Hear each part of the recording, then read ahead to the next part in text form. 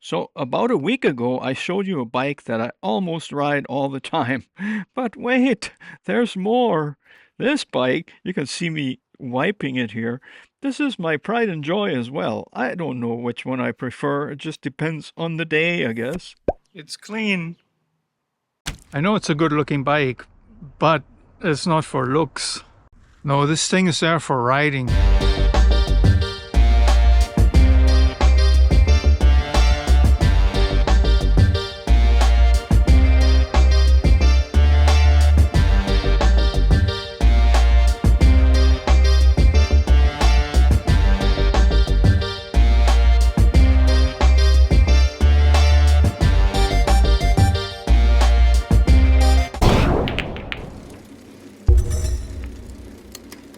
Hey guys, this is a typical road bike from the 1980s that I have, and it used to be probably like a mid-range bike.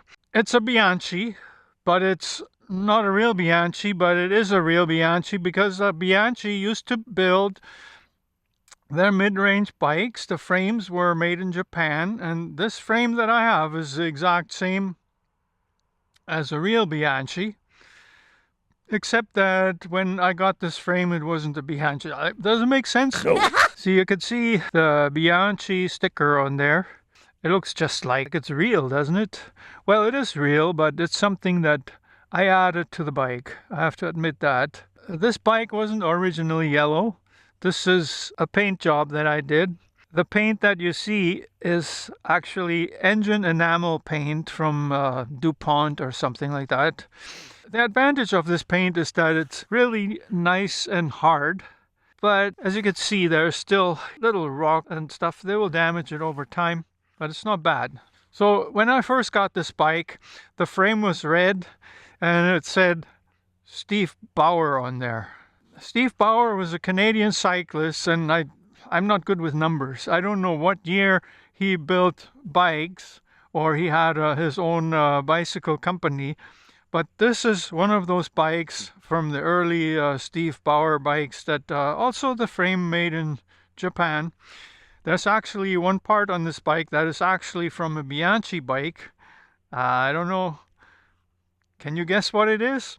Well, I'll reveal this at the end of the video. For now, let's just go over the features of this bike. These wheels, they're not original to this frame, but they could have been. But the thing with it is that most road bikes this period actually used to have aluminum wheels, at least the mid-range to higher range ones. This is a steel rim. It's almost like it would have been on an older 10-speed bike or something, but I ended up with these rims without paying anything, so I decided to keep them. Now there's a beautiful chrome fork. It's even got some eyelets in there for a rack, but I don't have a rack on this. I don't pack anything on that. Let's go over to the brakes. Now, as you can probably tell, these brakes, they're not from the 1980s. They're newer and they're much more effective. The older brakes, usually, I think most of them, they pull differently. See this one, the way it pulls? So when you want to take out the wheel, you could do this. And there you have enough clearance, you don't need to deflate your tire. They're Shimano Tiagra. I ordered these from Amazon, but when I got them, there was supposed to be 2 in the package, and I only got 1. They kind of screwed me on these brakes, because the ad that was on Amazon actually said that there'd be front and rear brakes in there, and what they eventually claimed is when they only sent me 1 brake, is that it could have been mounted on the front or on the rear. And well, I had to order another set of this. I didn't order from the same seller, no, because I found a better deal on eBay. Now for the rear brake, there's something very special about this. And I don't know how this would have worked with the original brakes, but see, these arms here, they're relatively short. So the holes in there, they don't give you a whole lot of adjustment. So this bridge here on the frame is very close to the tire. So when I originally mounted these brakes, these tires wouldn't have fit. They would have actually been rubbing on on here. You know, there was just too little clearance there. What I did is I manufactured this piece myself. It's made from an old crank. It's aluminum, and it gives you just enough space there to mount the brake in a way that'll be effective. So yeah, same brake in the back as in the front. They're extremely effective even with the steel rims. And this steel rim in the back, I got it from the same deal for free at the community bike shop, because apparently steel rims are not in demand. But this hub wasn't on there originally and these spokes weren't. I built this wheel myself. And I'm not really a good or experienced wheel builder at all. I just kind of thought, well, now is my opportunity. I can build my own wheel, and that's what I'm gonna do for my, should we call it a Frankenbike? This is a Frankenbike, guys. It's put together out of so many different parts from many different sources, but turned out like it's my favorite road bike in the world right now. So for the handlebars, well, you could barely see them because there's so much stuff on them. This is a phone holder. I got this once from a company that apparently thought that I was gonna be a good successful YouTuber, so they wanted me to test this for them, and I did. Made a video about it. It's somewhere on my channel. Now these handlebars, they were also from the community bike shop. I got them for cheap. They are actually track handlebars. Now since we're talking about the brakes still, I gotta show you these brake handles. I'm not even sure if I ordered them from Amazon or from eBay. I'm pretty sure that they're made in China, but they came with these nice rubbers for the hoods, and they even came with cable housings, matching color, I guess.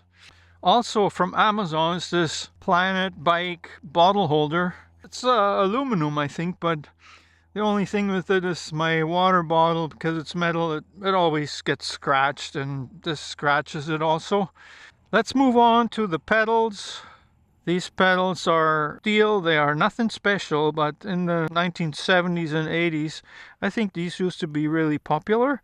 Now you might say that there should have been some kind of strap on there and clips and stuff. As you could see, I ride my bike in Crocs, and it works good with these pedals.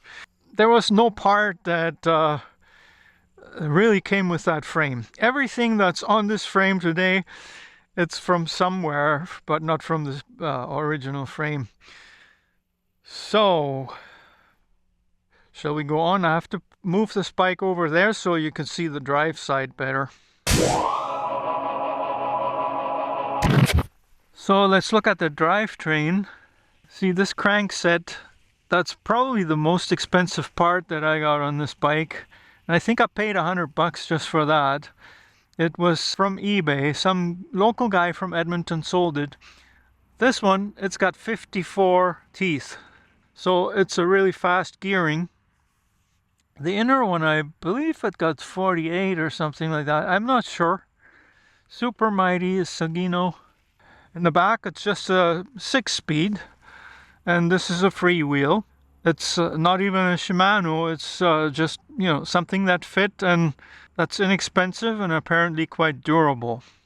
My last video, I was asked about what derailleurs are on my bike. So let's make sure you all know. This is a Suntour derailleur. I got this out of a bin at our local community bike shop, and it fits this bike perfectly.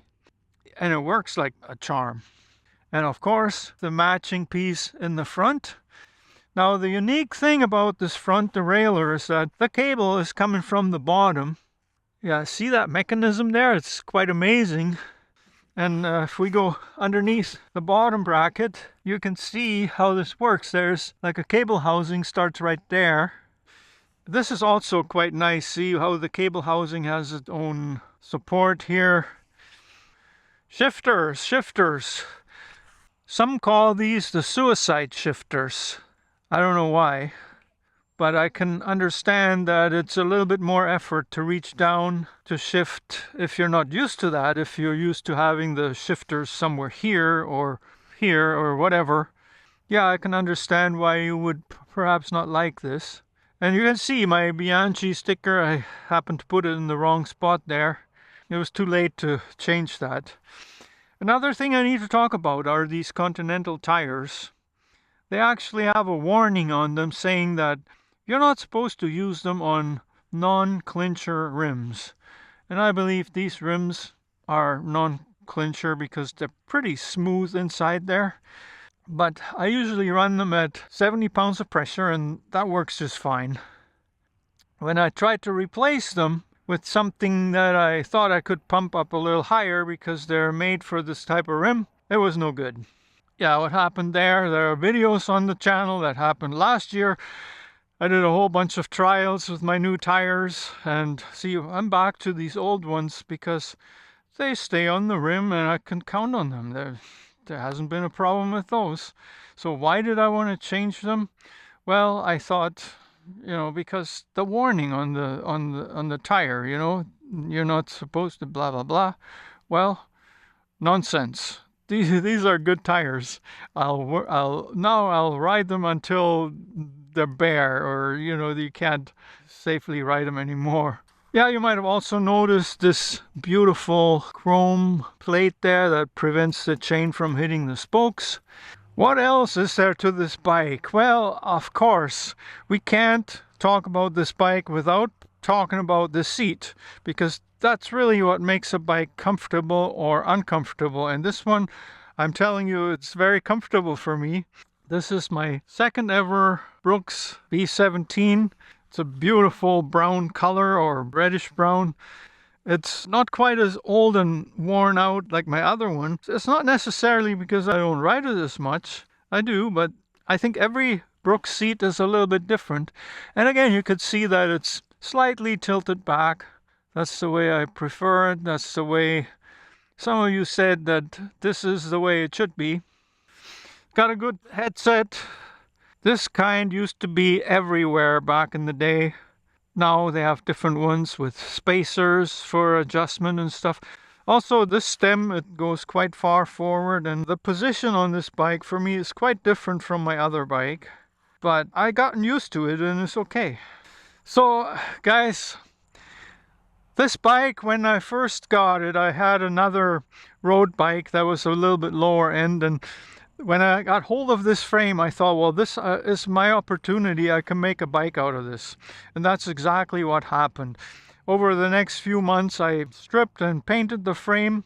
Check my older videos. I mean, there's one on the screen here right now. It's been about 4 or 5 years that I've had this bike, and I ride it when I have a little bit more time than riding the other one, when I want to just go for a little bit longer ride, but not for several days or something.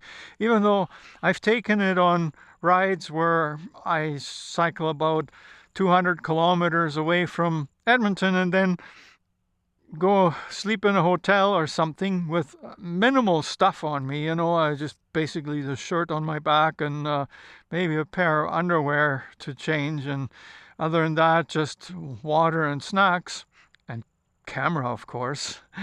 And then I just go, I just forget about everything. I just go for a ride, and it's a real ride. And well, today I just thought I have to get out and see this new bridge, and at the same time, many of you really liked my last video where I showed you my touring and now basically everyday bike. It's also 40 years old. I appreciate all your comments, and I like it when you guys tell me about what kind of older bikes you have. And it kind of goes to show that, these bikes, how simple they were made, it's brilliant. And I miss that a little bit in today's bike, even though I have to admit that I'm not really up on the latest fad, or should I call it that, or the latest trends in bicycles that they sell at the store today, because I don't have a need for it. Like this, even with the steel wheels, like, why did I leave the steel wheels on there when I probably could have bought half a dozen or so beautiful rims out of steel for this bike? Well, it's because once I started riding it, and I noticed what the steel wheels do, because they have a little bit more weight on the outside. So once you gain momentum with that, then it's very, very easy to maintain a high speed, even though it's harder to accelerate because, you know, you have to move all that weight. But it's the law of physics, I guess. Once you get going, this keeps going. The momentum keeps you moving. And this even works uphill. So if you see a hill in front of you, like normally on your other bike, you would probably just shift down in anticipation so you can make it up that hill. Well, with this bike, there's actually, it's a bit of a learning curve, you know. It doesn't work for every hill because, you know, if they're too tall, you end up killing yourself. But in certain situations, you'll actually shift to the highest gear, or you stay in whatever gear you are and you give it some extra push. And that push gives you enough momentum to make it up that hill. And that's why it's so much fun. And also out in the open, on the open road, say you have little wind or perhaps even a little tailwind, man, this bike will blow your mind how fast it can go just like that. So yeah, this is my other 40-plus-year-old bike. I don't even know the exact age of this bike, but I was mentioning before that there's one part on this bike that is actually a Bianchi part, a real genuine Bianchi part. You want to know what it is? Well, it's this fork. The frame that fork came from is actually in my shed, and I was thinking about eventually rebuilding that bike too, but that frame has some really bad cracking, and whenever I thought, well, I'm going to set myself up for the brazing and order the tubes, because you can find anything online now, new lugs, new tubes, everything. Well, I just never got around to it, but the idea is still to eventually build another bike like this. You know, perhaps with more upright handlebars and stuff. We'll see. You know, back in the 1980s, when I was a little bit younger than I am now, 40-something years younger, I used to train for a triathlon. Ended up never entering a competition, but where I come from, I was a pretty good swimmer back in the 80s. And then I was able to run okay, and I was just getting into cycling, and I thought, well, if I combine all these three together, I'd be like a champion triathlete. And so I bought a bike, brand new, from Holland, the Netherlands, where apparently they had better bikes for a better price or something like that. So I had a giant bike which had a very, very similar frame to this one. It had Shimano shifters and Shimano derailleurs. But other than that, it was so similar. So guys, then when I saw this frame was available, and yeah, this giant bike that I had back then, I had to get rid of it when I moved from Ontario to Alberta. So I had it for many years, even here in Canada. But yeah, eventually I sold it to someone. Whoever that was, I don't remember. It's just some guy at a bike shop. He had a hell of a deal. He got it for cheap because, you know, there were flat tires on it and it hadn't been ridden in a while. But yeah, I kind of regretted it ever since. But this bike is now a perfect replacement for it, and I have something that I can ride that I enjoy. So this is where I'm at. I hope you enjoyed this little tour of my 1980s road bike. Like, for all I know, it could even be 1970s, but I doubt it. I think this Bauer guy, Steve Bauer, I'll look this up. That'll give a good indication of what year this bike is, because originally this guy used to be independent bicycle company, but eventually it became a store brand for Canadian Tire, and then it disappeared entirely. So I made it into a Bianchi, the oldest bicycle company in the world. I thought that was kind of cool. There's just me, brain fart moment. But yeah, I hope you enjoyed this video, and I hope you could give it a thumbs up. Leave me your comment. Do you have a road bike like this or similar, or what's your preference? Do you prefer riding a newer one? What about those gravel bikes that they have now? Like, I really like the older bikes, and I haven't really had any experience with newer bikes at all. So this is my another forever bike, because it's just so simple. Yeah, thanks for watching, guys. I'll see you in the next video.